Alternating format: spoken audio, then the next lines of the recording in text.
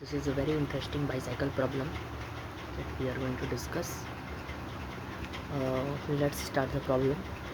A simplified model of a bicycle of the mass m has two tires that each comes into contact with the ground at a point. The wheelbase of this bicycle is W, and the center of the mass C of the bicycle is located midway between the tires and at a height h above the ground. The bicycle is moving to the right but slowing down at a constant acceleration a. Air resistance may be ignored, assuming the coefficient of the sliding friction between each tire and the ground is mu and that both tires are skidding. ये एक important line है कि दोनों tyre skid कर रहे हैं, slide या rotate नहीं कर रहे हैं. Sliding means they are just sliding on the surface, they are not rotating. Okay, तो express your answer in terms of W H M and G. Okay, तो जो सबसे पहला क्वेश्चन है इसका, what is the maximum value of mu so that both tyres remain in contact with the ground. तो दोनों tyre को ground पे कांटेक्ट पे रखने के लिए जो सिंपल कंडीशन लोग जानते हैं वो क्या है, normal should be greater than और equal to zero. Normal should be greater than और इक्वल टू ज़ीरो. लेकिन इसमें हम लोग को सिंपली बोल दिया कि ये जो व्हील्स हैं वो सिर्फ क्या करेंगे, वो सिर्फ स्किड करेंगे, वो स्लाइड कर रहे होंगे सरफेस पे, they are not rolling. Okay, तो जो एक्सेलरेशन वाला पॉइंट होगा वो हर एक पॉइंट का सेम होगा. जो ट्रांसलेशनल एक्सेलरेशन होगा वो हर एक पॉइंट का सेम हम लोग मान के चलेंगे. और जो फ्रिक्शन फोर्सेस होंगे दोनों ही टायर्स पे एक ही डायरेक्शन में लग रहे होंगे and they will cause deceleration. They are kinetic friction और वो डिसेलरेशन को कॉज कर रहे होंगे. ठीक है, तो यहाँ पे हमारा एफ बी डी जो है, जो F1 फ्रिक्शन, पहला फ्रिक्शन जो पीछे वाले टायर पे लग रहा होगा वो होगा म्यू इंटू N1 और जो सामने वाले पे लग रहा होगा वो म्यू इंटू N2 होगा. ठीक है, और फ्रिक्शन फोर्स ही जो होंगे F1 plus F2 is equal to mu times N1 plus N2, क्योंकि काइनेटिक फ्रिक्शन एक्ट कर रहा है. ठीक है, यहाँ से हमें ये वाली क्लैरिटी मिल गई. और N1 प्लस N2 जब हम लोग वर्टिकल फोर्स बैलेंस करेंगे तो वो mg के बराबर होगी. तो F1 प्लस F2 की जो वैल्यू हमारे पास आ गई फ्रिक्शन में वो भी म्यू mg के बराबर. And sum of friction force is only causing the deceleration. ये दोनों ही फोर्सेस रिस्पॉन्सिबल हैं दोनों टायर को ओवरऑल सिस्टम को डिसलरेट कराने के लिए, जो कि ए एक्सेलरेशन से डिसलरेट कर रहा है.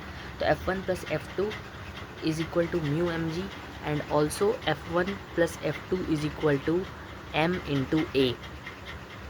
This is because this friction is only causing the deceleration. Okay, so from here we get the value of acceleration as mu into g.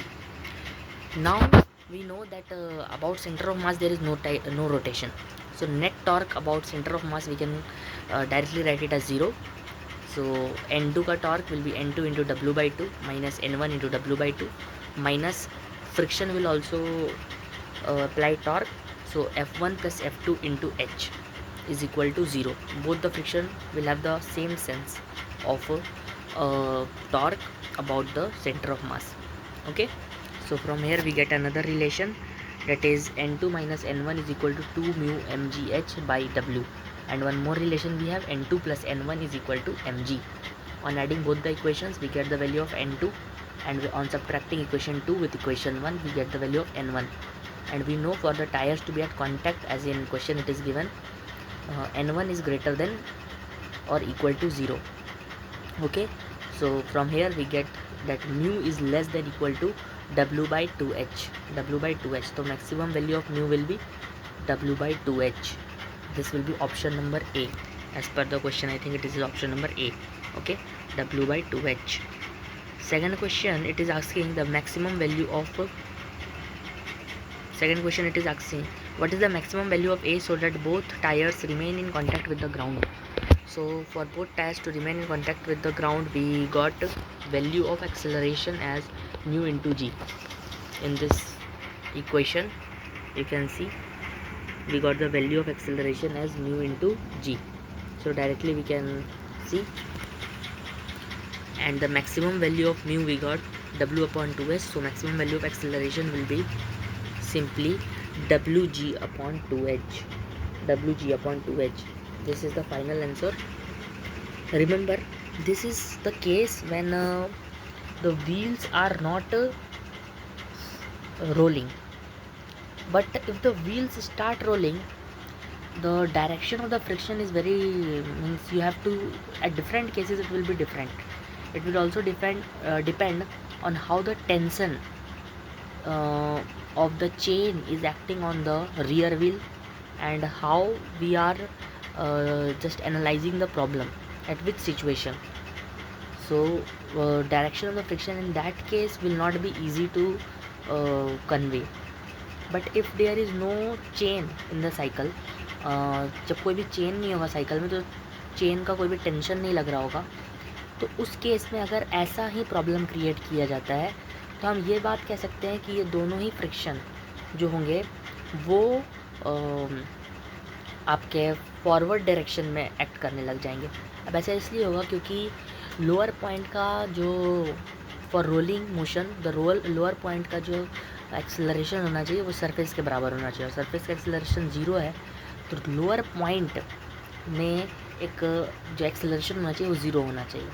और जो साइकिल है वो डिसेलरेट कर रहा है ए एक्सेलरेशन से लेफ़्ट के तरफ, तो फ्रिक्शन को आगे की तरफ लगाना पड़ेगा अपना फोर्स, ताकि एक अल्फ़ा मिले और आर अल्फ़ा वाला एक टेंजेंशियल एक्सेलरेशन फॉरवर्ड एक्ट करे, ताकि जो ए एक्सेलरेशन है वो कैंसिल हो पाए, और जो लोअर मोस्ट पॉइंट का एक्सेलरेशन है वो 0 हो पाए फॉर रोलिंग मोशन.